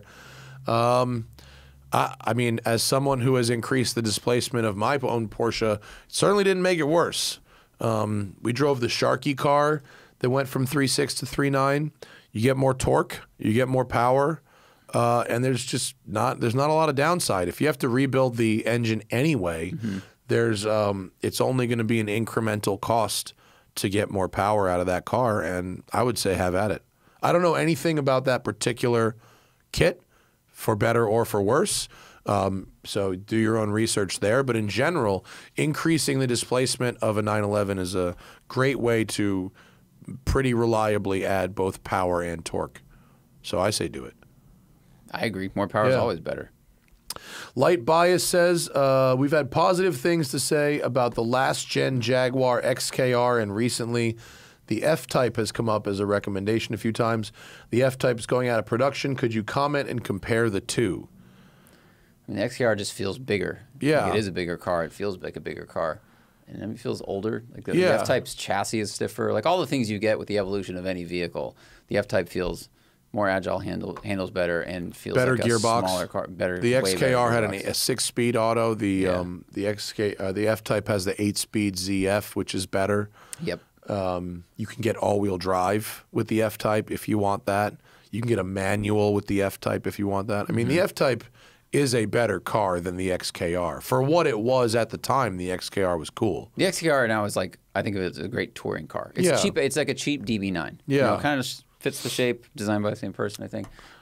It's got 2+2, just more spacious. I'd rather have an F-Type, all things considered, but it's just an older version of the same formula, really. Yeah. Let's see. David says, we know Giugiaro was responsible for some absolutely... Do you still have that thing open, that website? Where'd it go? I'll find it. Giugiaro was responsible for some absolutely stunning design work, but what was his biggest miss? His ugliest design. This is a hard one because a lot of his uglier stuff isn't even stuff that like I necessarily know about. So in real time, we've got his Wikipedia here. Lots of Alfa Romeos, lots of Maseratis. He did the AMX, the Eagle Premier. The Eagle Premier. That's down here. That's the Eagle Premier could possibly be. I mean, I don't know if it's like. I don't necessarily want to say the Eagle Premier is. Yeah, I do. It's ugly. That's an ugly car. It also, you can look at that and you go, "That I know what time that's from." Yeah. So there were a lot of ugly cars then, but those grill is really not for me. The Eagle Premier kind of stinks. Yeah. Let's go back to the list. This looks like a bad 190E knockoff on the C-pillar. Yeah. Let's see. The guy designed. I mean, look how many cars there are. This list is like 50, 60. At least. Lots of Lancia, lots of Ferrari. I probably couldn't. I don't know what any of those the Seats really are. Yeah, he's got the Seat. Oh, just hover over those, Zach. The Cordoba. Oh, the Ibiza's all right. Those are just regular ass cars. Yeah, some regular ass cars. That's maybe for the car. Some SsangYongs. Yeah, it's just regular Chinese stuff, regular SUVs. Subaru SVX is great. Love the Subaru SVX. The Volkswagen, the 1973 Volkswagen Passat. Go down to that. That's definitely the wrong photo. That's definitely the wrong year. That's cool. That's awesome. Yeah, I mean, I don't know if I see anything here. Oh, the Hyundai Stellar. That's pretty terrible. That's equally bad to the Eagle Premier. I think the Eagle's worse because the Eagle was made 10 years later and it looks just as bad. Yeah, that's not great. And that's probably Eagle's Hyundai fault. Excel, not as bad as the Stellar. Yeah, I'm gonna go with agreement with Zach. The Eagle Premier is pretty heinous. What BMW? Oh, the BMWs are all like crazy ones. The M1. Yeah, the Nazca. Ooh, that's cool. Yeah, that's cool. Nazca C2 Spider, M1 Homage Concept. I think the Eagle Premier is the ugliest that I've seen of what he's done. Yeah, Isuzu Impulse looks great. Don't you dare shit on the Isuzu Impulse. Like that's a great, slightly longer. It's a great looking car. Like Sirocco-ish. Yeah, little bit of I think he might have also done the Geo Storm. Is that on the list? Can you go down? Can you find the Geo Storm? F. It's not even on there, is it? Huh. Did he? I thought he did. That would explain why I liked it when I was a kid. It might have also been an Isuzu. Go up to Isuzu. I think it was made by Isuzu. Yeah, the Geostorm. Go up. Maybe it's one of those Isuzus that's listed up there. Is it that? No. Piazza no. Impulse. Nope. All right. Maybe he didn't do it, but it does share some vibes with the Impulse. But yeah, Eagle Premier. That's going to be a no from me. What else we got? All right. Let me bring that back to full. We've got. Okay. Whoa. Chris N. All right. And George Sherman both want to talk about electric Boxster and Cayman. What are your initial thoughts? I have no thoughts. Its existence. If anyone, based on the Taycan, if anyone is going to build a fun EV, it's going to be Porsche. Right. That's my initial thoughts. And then, but without driving it, I couldn't tell you. I mean, what's the minimum range you'd like to see if it meant keeping the weight down? Chris says, probably 220, 240. I wouldn't want to see it less than that. It's still got to be useful for a road trip. Well, I'm actually less inclined to do the road trip thing, but 200 but if you start using it in the canyons, your range is going to drop real quick. Yeah. So you need to be able to drive to the fun road, come home. Mm-hmm. And then George says, who's the customer that sees the Taycan and wants fewer seats, a worse ride, and marginally better handling? I think that makes, other than the less seats, that makes some assumptions that are not necessarily true. Why you're assuming an EV Boxster rides worse than a Taycan. I don't think there's any reason to say that that's definitive.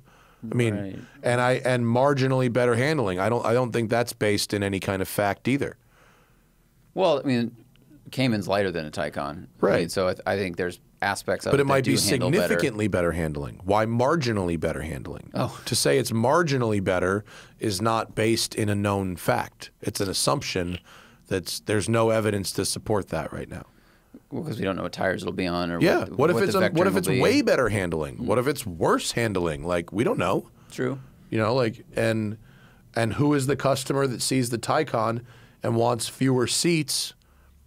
People that like sports cars. People that like sports cars. You know, like, there's something to be said for an electric convertible sports car. Just like we were talking earlier about being outside in the world. When we went off-roading in the Rivian, electric off-roading is awesome. Yeah, the quiet allows you to hear the crunch of the rocks and the wind and the animals and stuff. Like, it's a much more relaxing experience. It's really nice. And I think no one has done a great electric convertible yet, as far as I know. Right? Has anyone done a great electric convertible yet? I don't think so. So I certainly are going to have an open mind when it comes to an EV Boxster as a touring car. Like, going up the mountain with the top down in an electric car, like, that could be cool. Like, that might be a really fun experience. So, you know, I think there could be a crossover with someone who wants an electric car. Definitely. that is there sporty. are plenty of Tesla owners that probably came from sports cars or own a sports car. Yeah. And then they go, oh, well, now I can electric sports car, combine the other things I like, for sure. And Porsche owners that drive Taycans. Like, there's plenty of people that are into Tesla Roadster, the original, was an original one, electric that's right. convertible-ish. Yeah. Yeah. This will be better than that. Oh, for sure. Those didn't drive well at all. I mean, but the experience of open air and quiet was there. Yeah. I just don't want to be in a situation where I don't give Tesla credit for something they're due, Zach. Yeah, no, that's fair. I walked right past it. Yeah. I forgot about it. Yeah. You don't see them. There's one downstairs. It makes weird noises every few days. Yeah. David said, if you and a group of friends had a racetrack and one model of car to have a 2-hour demolition derby on, what track and car would you choose? Oof. Well, it's like, how long do you want the demo derby to last? Yeah. There was some car, Alana Schur from Car and Driver told me about it, but it was banned from demo derbies because it had like the strongest bumper beam and the most rear set engine. I think it's like, it might be like a Chrysler Imperial or something like that. It's one of those huge 70s cars. So it's like, well, you could drive those and you would last for 5 hours. But I really liked the, what did they do, the van race on the rally cross stage? The minivans. Remember we went out to Glen Helen and they were racing the minivans? And the guy rolled. Oh, right, yeah. That seemed so pretty fun. awesome. That was pretty Minivans on a rallycross track seemed pretty awesome. Could be all Previas, because then the engine's inboard.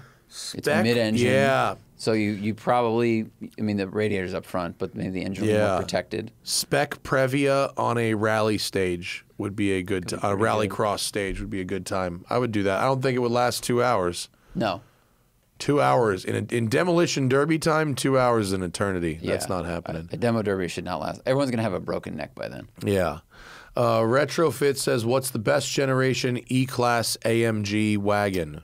I pulled up this list. And I think the keep going. I'm a huge fan of the fourth gen. I like a lot. The fourth gen is 2011 to 2013. Go newer. I like the newer. The 14 to 16. I like, and then what's the one after that? I like a lot. This one I like too. The fifth gen, 2017 to 2020 with the twin turbo motor. I like that. I think I like the hardware these have. As I've said, like the all-wheel drive and selectable drift mode is cool. But I don't know, something to me about the front of this. I didn't like it on sedans as much, but I like the shape and the profile of the fourth gen S212. I mean, if we really want to go hardcore, I like the 80s AMG, like the pre-merger 6-liter conversion from the 80s. Do they have that up here? I bet you that's not even there. No, keep going. You gotta. It's like the pre-merger 6.0 4-cam AMG wagon. Well, like 1987. I wouldn't pick whatever, like 6.0, and like that. No, that's the down there, Haggerty Hammer wagon. That. 88, yes. So that's got a 6-liter V8 in it. That's my jam right there. That's excellent. I will take that. Even the one before that. Like the early 80s before that. That's pretty cool. I do like the size of this. Yeah, that's excellent. Yeah. I don't like the steering wheel, but it is what it is. But they all look pretty good. But that's the jam right there. I'm into that. I'm less into the headlights, but I like the overall size of the vehicle. All right, we'll go back. That's my favorite pre-merger shit.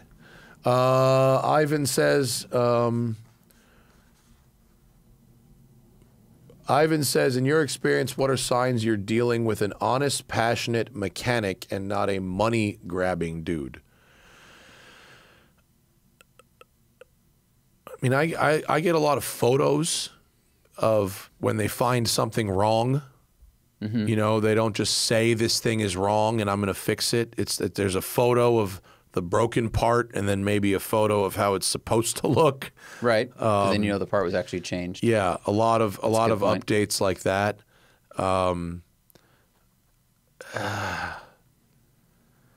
mean, it's really reputation from friends. I mean, like there's a lot of I don't know. Money grabbing is like the wrong word.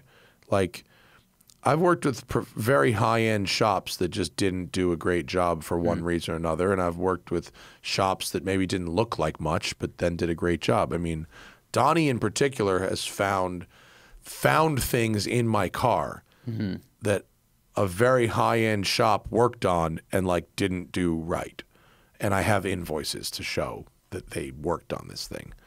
So like that kind of stuff. Something I appreciate is when a shop cleans the area they worked on and not just the parts they put on. Obvious Autosport does this. Like they just notice like, all right, we're taking this thing apart right now. This is also dirty next to it. We're not changing that, but like we can clean it up a bit. And then it also helps me or them in the future like determine if something's leaking or having an issue. And yeah, explaining why something is wrong, pictures or emails before they do it.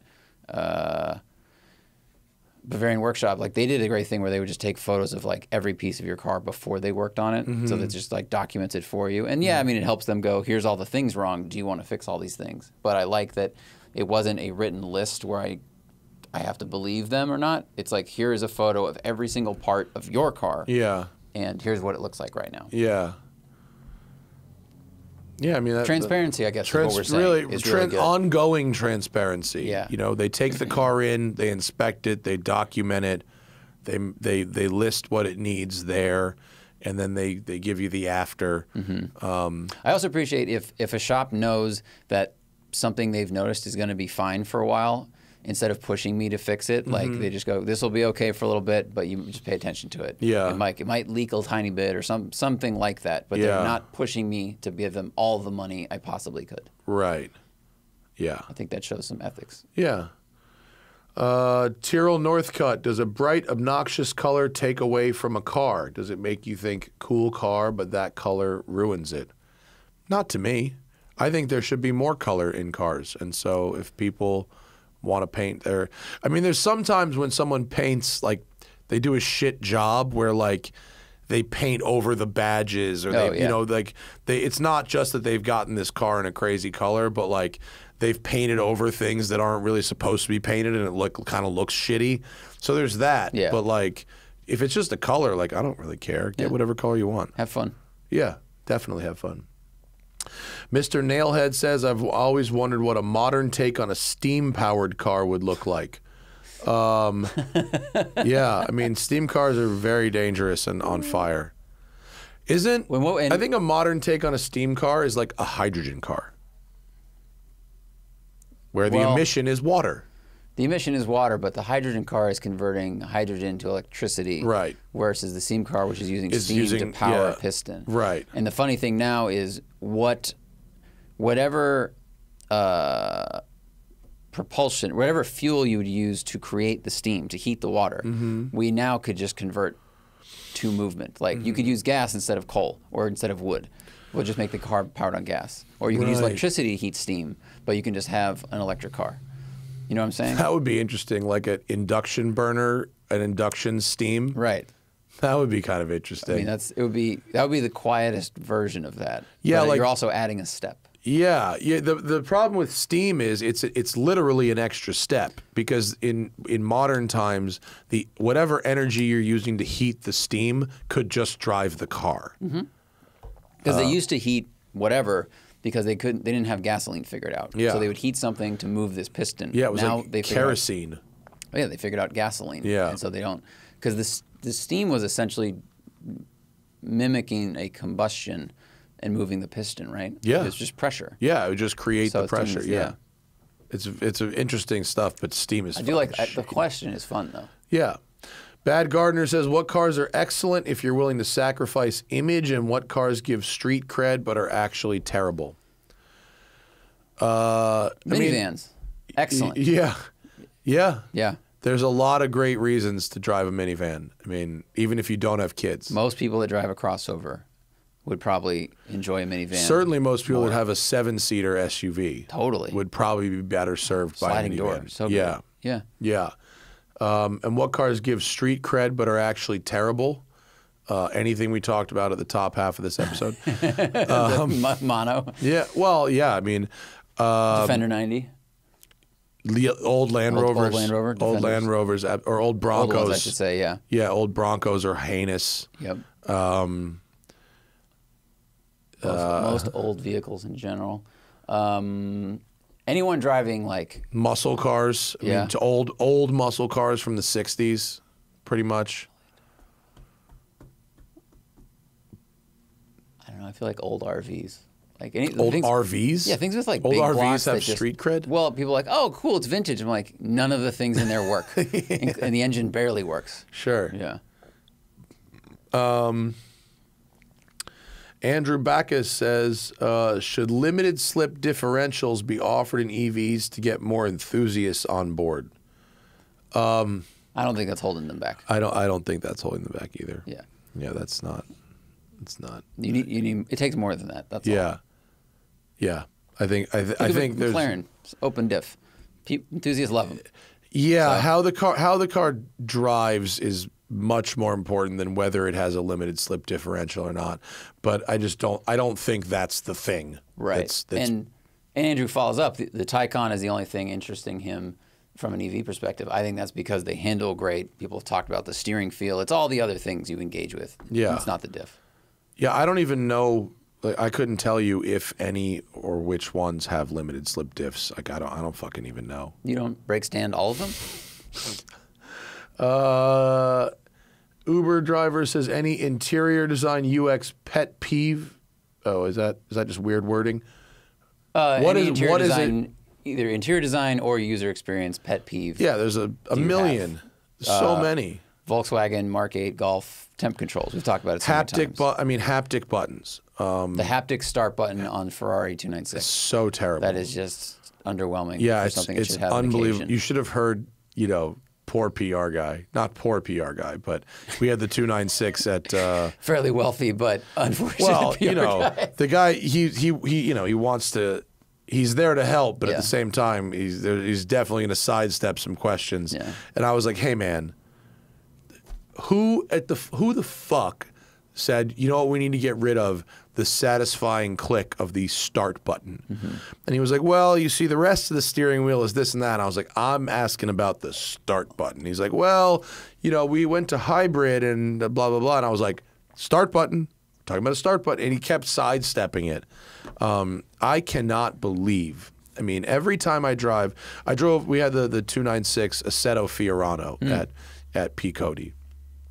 What a car. Yeah. I mean, what a car.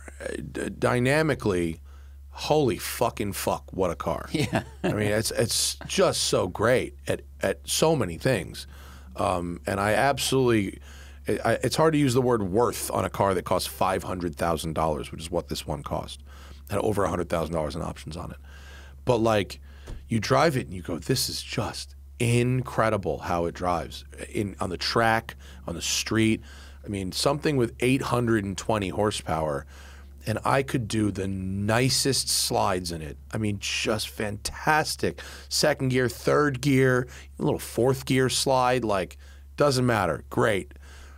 a company that can do that, that then fucks up the UI of that car. So it's so unusable. I mean, even when the PR guy was trying to get it to go into a charge mode to get some juice into the battery, it took him a long time. Too long. Him, the guy who worked there, like haptics, it's just so terrible. It doesn't have anything to do with being hybrid. It doesn't have anything to do. It's for shit that's like moving the mirrors. It's like none of it has to do with hybrid. And when we drove SF90, the problem was that the haptic buttons, we couldn't get them to lock their function, so we would bump them accidentally. And someone commented, well, they changed that, so now you have to double tap to unlock them. Which shows with the you there was Roma. an issue. Yeah, just anything like that. But they need to abandon that entirely. And then, I mean, almost every manufacturer has too much tech that it's tech for tech's sake that just doesn't need to be there. Third screen, let's say, the passenger screen, I think is very useless. And I think it's a shiny thing they figured out. But I hope there's eventually a survey that asks passengers or asks the owners, like, how many passengers sat in that seat and watched a movie on that screen versus on their tablet? I like it. I like the navigator controls. I like if that passenger side screen, if you can set the navigation, if you can change the radio, if you can do stuff like that from that screen while the person is driving. But I think they should just let you use the center screen. Like in the Electra. Right, but the Ferrari doesn't have a center screen. Oh, Ferrari has a cluster screen. That's fair. You know, so. In that regard, I agree. Yeah. In the Lotus Electra, it had the passenger screen and the center screen. Yeah. And the passenger screen was literally further away from my shoulder to reach than if I wanted to change things on the middle screen. So that didn't make any sense. Yeah, that's not great. Yeah. And of course, Tesla's decision to get rid of blinker stalks is unbelievably dumb. It's a race car. And the swipey shifter is terrible, and steering wheels that are not round. Steering wheels that should be at least mostly round. I understand a flat bottom, but a steering wheel needs to be unless it's a BAC Mono, mostly round, which is like a race. That was fucking mostly round. I mean, that was like square. It was square with round edges. It was rounded corners. Yeah. Okay. Luke says in the Dollops two-parter on Elon, they discuss at one point how unequivocally better electric cars are because they accelerate quickly, which I also found interesting. They do spend a minute talking about how it's a common conception of when a person first rides in a electric car or drives an electric car. You do kind of realize that the smoothness, the speed, or the acceleration, the refinement of an electric car does make gasoline cars feel old and clunky. And so if you're not trying to engage with a machine the way that I like to do in a sports car, and I agree with them, for everyday driving, the smoothness and the power and the refinement of an electric car is great and do make gas cars feel old and out of touch. Even to go from my electric Ford to even a Bentley, it's like, oh, this is clearly old tech. So like I understand non-car people getting that. So I don't think they use the word unequivocally, but to an average person, an electric car does feel like the future and a gas car feels like the past. And I think that's what they were saying in the episode. Yeah, but they also ended that conversation, and I commend them for this, by saying something to the effect of like most people's first EV experience is in a Tesla, but all the electric cars have that same thing. Yeah, and so you don't need a Tesla branded car to have that. True. Yeah, I think Dave drives a Hyundai Kona EV. Maybe, okay, possibly an Ioniq 5. Sean Stewart says, does your new Acura NSX, does the driving experience give you something you don't get from other vehicles, or was the purchase driven by the specialness of that particular car and not necessarily a gap in the collection? It's somewhere in between. I mean, it's the differences in how the car drives are subtle. I mean, I have a mid-engine Porsche, a mid-engine Lamborghini, a mid-engine Ferrari. And so the driving experience is subtly different from each of those. The controls are very light. All of the controls are very light. I love the view out of the driver's seat. it all just falls right away from you. You feel like you're sitting on the ground. I mean, all the other cars, you've got a higher up dash, and you got to look out over that, and then you see sort of some front wheel arches, particularly like the Ferrari. But like the NSX, just from your eyes, it just falls straight away to the road in front of you, and that's very cool. But I thought this car, it was a fantastically clean example of a very rare car. And I saw the opportunity to make a lateral move out of that M3, which I thought was, and I saw more upside in the long-term collectability of this car. And I thought, not necessarily compared to the other mid-engine cars, but compared to the BMW M3, it's a more special driving experience. And because it's a little more modern, being a 2005, it's old enough where it's, quote, vintage and analog, but it's modern enough where, like, the AC works great, and my iPod connects to it well, and I could go on a road trip with my wife in it. Like, it's like the perfect car for when it's too hot to drive the Italian stuff. And yeah, you could say the Boxster is that too, but like it feels old enough. Well, it's quieter inside than the Boxster, I imagine. Yeah, it's a little. The Boxster is like to do a road trip in it. It's a bit. All the other cars all take a bit of a mood. Yeah, an effort. Yeah, it's nice because you can kind of just get in it and drive it. It's very easy. Yeah, I mean, you can drive that crisscross the country and it should be fine. Yeah. Freaking Honda. Yeah. So it's a thing I think there's a lot of upside to in terms of investment, and I can also put some miles on it and not worry about the value very much. And it's also comfortable and fingertip light, and it's just really, really nice to drive, and it feels special. And when people see it out on the road, I get a lot of thumbs up, a lot of people, more so than the Ferrari, where people are like, that's what's up. People are just really into it. And that's not why I bought it, but like I feel the same way about it. Like, yeah, that is kind of what's up. It's fucking lovely. We'll do a video with it eventually when I get around to it. Saul Wu says, is there any hope we get a manual wagon from any car company? Not really. I doubt it. I doubt that'll ever happen again. Volvo just announced the end of wagons. Then there you go. I mean, that's it. Who's left? Mercedes? Yeah, and you can't get a manual. No, definitely not. Like I'm trying to think of who still makes wagons at all. Yeah. So, there's. I mean, in BMW, Europe, they're more popular. Volkswagen and Skoda. I wonder if any of them somewhere still have a manual wagon, like in a market, not in the United States. But, in Europe, I'm sure they do. So you can still get it there. I'm sure you can get manual wagons. I mean, you can get a manual Ford, like a Focus wagon. Yeah. You can get BMW wagons. So, does BMW make a manual wagon? ST? Does BMW have any manual 3 Series wagon right now? I'm guessing they probably don't, but.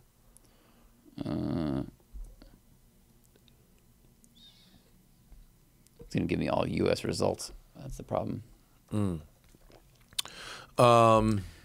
I don't know of any manual wagons that are left, but unfortunately, if you want that, you are definitely in the minority because a lot of people are just not trying to buy that. Yeah.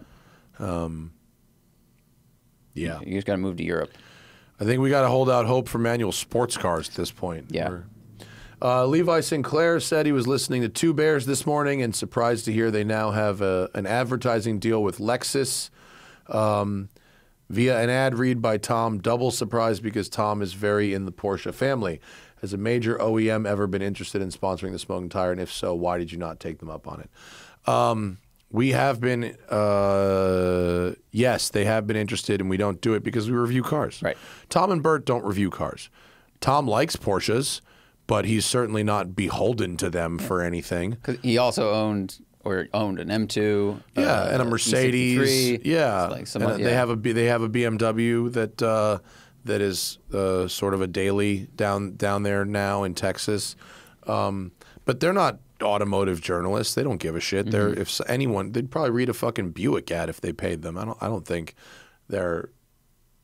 Yeah, I don't think there's anything related to his personal car buying preferences, and we can't take money from manufacturers. We have to review their products. It's like if people already think we take money from fucking car companies, and we don't. It's like if we reviewed food delivery services professionally, and we're sponsored by Factor, which we frequently are. So. Yeah.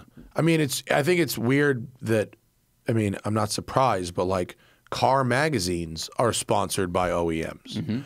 And that is a weird thing. It's not something that it doesn't come into how I write a review of a car.